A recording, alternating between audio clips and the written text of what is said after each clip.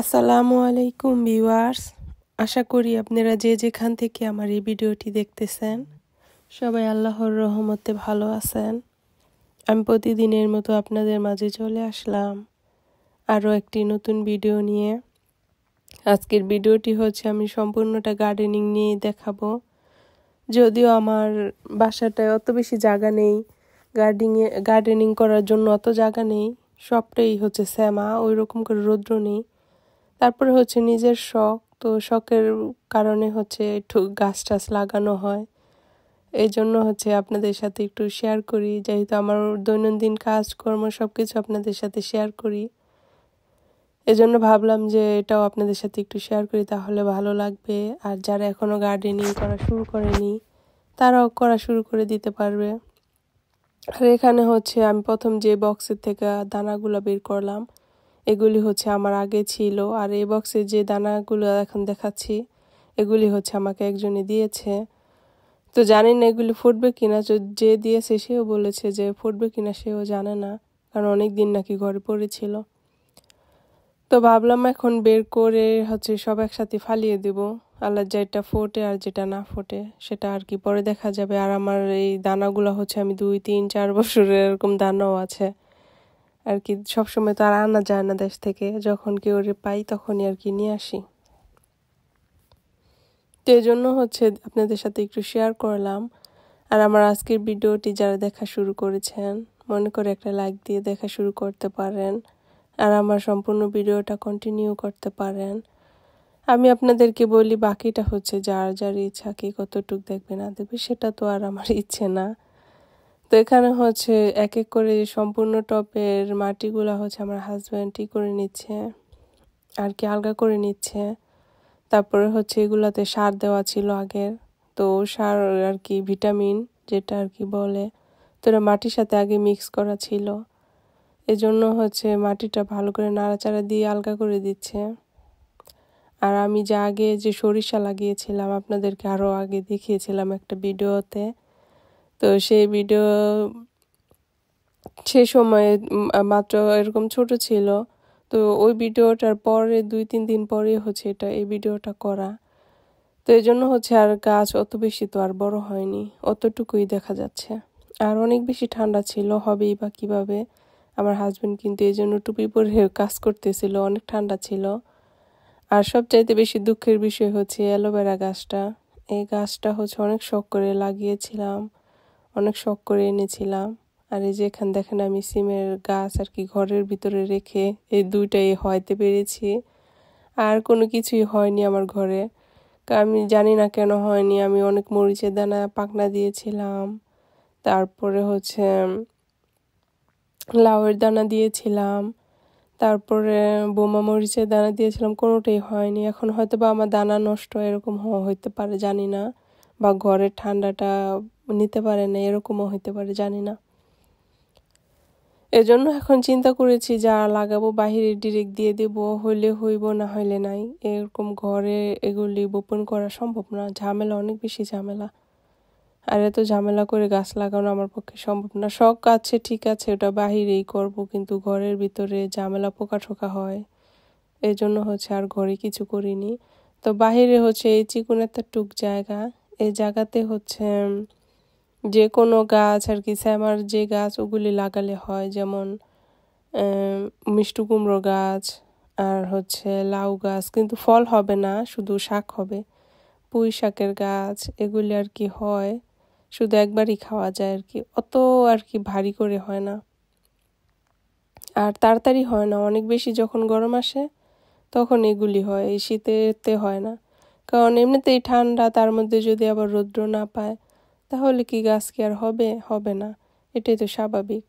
তো আর এপাশে হচ্ছে যে আমি একটা লেবু গাছের দানা পাকনা দিয়ে এটা হয়েছিল, আর এটা হচ্ছে একটা ফল গাছ, এটা কিনে এনে লাগিয়েছিলাম। আসলে হচ্ছে এখানে ভাড়া থাকি, আর হচ্ছে শখ, তো শখের কাছে আর কি কোনো কিছুই নেই। তো গাছটাতে যখন ফল হবে তখন আপনাদের সাথে শেয়ার করবো ইনশাল্লাহ। এখন হচ্ছে গাছে কড়ি এসেছে, কড়ি না কি বলে জানি না, ফুল আসতেছে আর কি, যেটা আমরা ফুল বলি, ফুলই বললাম। তো ওই ফুল আর কলি হচ্ছে হইতাছে। আর এখানে হচ্ছে আমার হাজব্যান্ড একটু বেশি করে গড় করে নিচ্ছে, যাতে করে কেলটাতে আলু লাগাতে পারি। তো এখানে আলুর জন্য আমি একটু ভালো করে গর্ত করতে বলেছি, কারণ আলু না পরে গাছ যখন হয় তখন আলু হচ্ছে উপর দিকে উঠে তখন সবুজ হয়ে যায়, আর সবুজ আলু খাওয়া ভালো না, সেটা তো সবাই জানি। এই জন্য হচ্ছে বেশি নিচে করে লাগাচ্ছি যাতে আলু উপর দিকে না ওঠে। আর এই অ্যালোভেরা গাছটা, এত সুন্দর গাছটা ঘরে আমি 6 মাস রেখেছি, কিন্তু হঠাৎ করে কেন জানি গাছের গোড়াটা পচে গেছে। তো এটা কি অতিরিক্ত পানি পাওয়ার কারণে পচে গেল কিনা সেটা তো বুঝতে পারলাম না। তো আপনাদের ভাইয়াকে বললাম বাহিরে লাগিয়ে দাও, হয়তো বা বেঁচেও যেতে পারে। কিন্তু বাহিরে লাগানোর পরে 1 সপ্তাহ পরে একদম পুরো মরে একদম পচে গেছে। তো পচে যাওয়ার কারণে অনেক বেশি মনটা খারাপ, কারণ গাছটা 12 ইউরো দিয়ে কিনে এনেছিলাম অনেক শখ করে, অনেক সুন্দর দেখে কিনে এনেছিলাম। তো গাছটা যেভাবে মরে যাবে সেটা চিন্তা করিনি। সাথে যে ছানাপোনাগুলা ছিল তো ওগুলো সব পচে গেছে, সবই পচে গেছে। তো কি করব এখন, এতটুকু আর কি স্মৃতি হিসেবে রয়ে গেল গাছটা। আর এর আগে একটা গাছ এনেছিলাম, তো সে গাছটা অনেক বড় হয়েছিল, অনেক বড় বড় পাতা হয়েছিল। তো ওটার কথা স্মরণ করি আর কি এই গাছটা কিনে এনেছিলাম, যে গাছটা তো অনেক সুন্দর হবে ইনশাল্লাহ, কিন্তু না, গাছটা বাঁচেনি, এটা সম্পূর্ণই মরে গেছে। যাই হোক, যদি ভাগ্যে থাকতো তাহলে হয়তো, এখন যেহেতু ভাগ্যে ছিল না তাই হয়নি।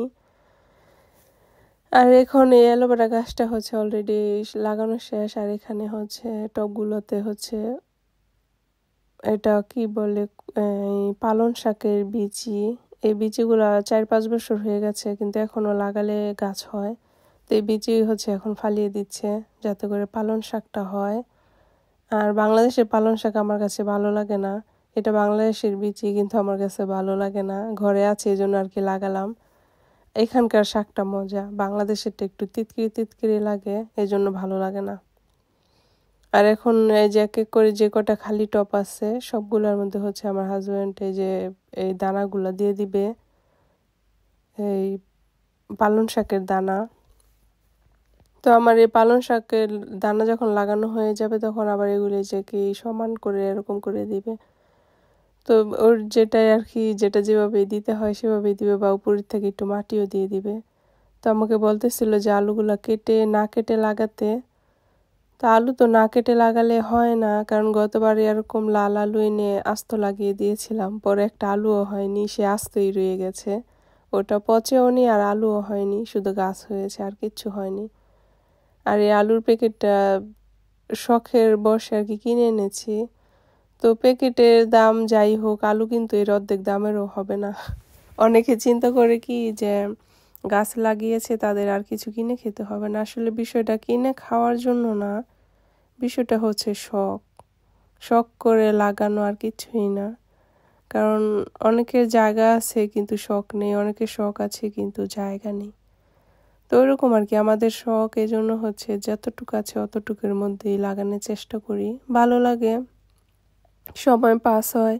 বিকেলবেলা একটু গাছের একটু পানি দিলে, গাছ দেখলে, গাছ লাগালে আমার কাছে অনেক বেশি ভালো লাগে, এই জন্য আর কি শখের বসে লাগানো। তো যাই হোক, যে যাই মনে করুক, আমরা আমাদের শখটাই পূরণ করি আর কি। আর এখানে যে আলুগুলো আমি কেটে নিচ্ছি, যেগুলা শিকড় এসেছে আর যে দিক থেকে শিকড় আসেনি সেটা হচ্ছে রেখে দিচ্ছি, তরকারি দিয়ে খেয়ে ফেলবো বা ভাজি করে খেয়ে ফেলবো এরকম। আর এই লাল আলুগুলো কিন্তু অনেক বেশি ভালো, আমরা কিন্তু সবাই জানি এটা দেরিতে সিদ্ধ হয়। আর সাদা আলু যেটা, ওটা তো তাড়াতাড়ি তরকারি দেওয়া মাত্রই সিদ্ধ হয়ে যায় এরকম আর কি। আর আমি যেখানে আলু লাগাবো এখানে কিন্তু একটুকু রৌদ্র আসে না, কোনোদিনও রৌদ্র আসে না, এই জন্য হচ্ছে আলু লাগাচ্ছি যাতে রৌদ্র না আসলেও আলুটা যাতে হয়। আর জানি না কতটুকু আলু হবে না হবে, কারণ এই আলুটা আমি প্রথম লাগাচ্ছি, আর সব সময় সাদাটা লাগিয়েছিলাম আর এবার লালটা লাগালাম। তো দেখি আপনাদের সাথে শেয়ার করলাম, আপনারাও দেখতে পারবেন কি এরকম আলু হয় না হয়, সেটাও শেয়ার করবো আরও 2 মাস পর ইনশাল্লাহ, যদি 2 মাস পর্যন্ত বেঁচে থাকি দেখাবো ইনশাল্লাহ। আর যারা আমার এই ভিডিওটা এতক্ষণ পর্যন্ত ধৈর্য ধরে আমার এই বকবকগুলো শুনলেন, আপনাদেরকে অনেক বেশি ধন্যবাদ আর মন থেকে অনেক দোয়া আর ভালোবাসা রইল। আর ভালোবাসা দিয়ে যে আপনারা ভিডিওটা দেখলেন এই জন্য অনেক বেশি কৃতজ্ঞ আপনাদের কাছে। তো আমি যে সারি সারি করে অনেক বেশি ঘন করে লাগিয়েছি যাতে করে বেশি আলু হয়, কিন্তু তারপরে আমি জানি না এটা কতটুকু হবে না হবে। তো আলু গাছের মাত্র একটু একটু এখন শিকড় এসেছে, দেখলাম আর কি উপর থেকে পাতা পুকুরি দেখা যাচ্ছে। তো আমি বলেছি বেশি করে উঁচা করে দিতে, যাতে করে আলু কোনো প্রকারের উপরে এসে যাতে সবুজ না হতে পারে, কারণ সবুজ আলু খাওয়া ভালো না, এই জন্য আর কি। তো আমি যেভাবে বলেছি যে সেভাবেই দিয়েছে। আর এখানে যে ঘরে কিছু পেঁয়াজ ছিল, এই যে শিকড় এসেছে, তো আমি বললাম যে এখানে লাগিয়ে দাও আর কি। পেঁয়াজ তো আর হবে না, এটা পাতা হবে বা কলি হবে। তো বলছি যে লাগিয়ে দাও, হইল না হইলে নাই। আর সে হচ্ছে মার্কেট থেকে মূলার দানা নিয়ে এসেছে, এখন এগুলি লাগাবে, বলে যে এখানে এই মূলাই তাড়াতাড়ি হবে। আচ্ছা ঠিক আছে তাহলে লাগাও। তো সে নিয়ে এসেছে, এখন লাগাবে। তো এখানে যে মূলা কিন্তু এই কাগজের ভিতরেই দানা থাকে, আর এই কাগজ সহ লাগাতে হয়। তো আমি বললাম যে লম্বা করে কেল করে তারপরে লাগাতে, এত করে আর কি আমার কাছে মনে হয় ভালো হবে, কারণ কেলে কেলে একদম সুন্দর করে লম্বা লম্বা হয়ে যাবে। আর এই যে দেখেন কেমন ফিতার মতো এটার ভিতরে হচ্ছে দানা। তো এখন খোলার কোনো রাস্তা নেই, এখন এই ফিতা সহ লাগাতে হবে। তো এখানে দানাগুলো এরকমই ফিতার ভিতরেই দানা থাকে, ফিতা ছাড়াও থাকে। তো সে বুঝতে পারেনি, বাসায় এনে যখন আমি খুলেছি তখন বলতেছি যে এটা কি দানা এনেছে, এরকম কেন? তারপরে সে বলতেছে আল্লাহ, এই দানা তো জানি না। তো যাই হোক, এটা হচ্ছে মূলার রাডি রাডি আর কি, ছোট মূলা, কিন্তু শাকটা আর কি মূলার মতো খেতে, এই জন্য আর কি এনে লাগিয়েছে। এখন তার অন্য কিছু হবে না এই মূলা ছাড়া, এই জন্য বলে যে আর খালি থাকবে কেন, তাহলে লাগিয়ে দেই, যা হয় ওটাতেই হবে না। আর এই যে এখানে কিছু চিন মূলার দানা ছিল, তো এই মূলার দানাগুলো এখন সাথে দিয়ে দিচ্ছে, নয়তো বা সব তো আর সাদা এই ফিতায় হবে না।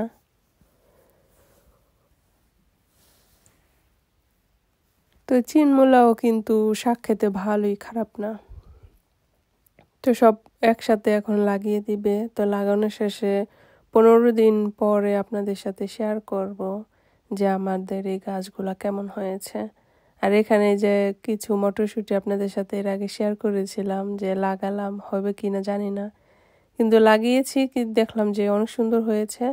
তো ভাবলাম যে এটা মাটিতে লাগিয়ে দিই, তারপরে দেখা যাক আবার কি হয়। তো মাটিতে লাগিয়েছি, জানি না মটরশুঁটি হবে কি হবে না, আদৌ সুন্দর হয়েছে এই জন্য আর কি, সুন্দর দেখে লাগিয়েছি, আর কিচ্ছু না, হোক বা না হোক এই জন্য আর কি লাগিয়ে দিয়েছি। তো আমার আজকের এই ভিডিওটি যারা এই পর্যন্ত দেখেছেন, আশা করি আপনাদের কাছে ভালো লেগেছে। আর যারা গার্ডেনিং করা শুরু করেননি, আপনারা অতি তাড়াতাড়ি শুরু করে দিতে পারেন, তাহলে শীত আসার আগে আগে কিছু একটা সবজি খেতে পারবেন। আর এই যে দেখেন এখানে হচ্ছে 15 দিন পরে আমাদের এই ফল গাছটাতে কি পরিমাণে ফুল এসেছে মাশাল্লাহ।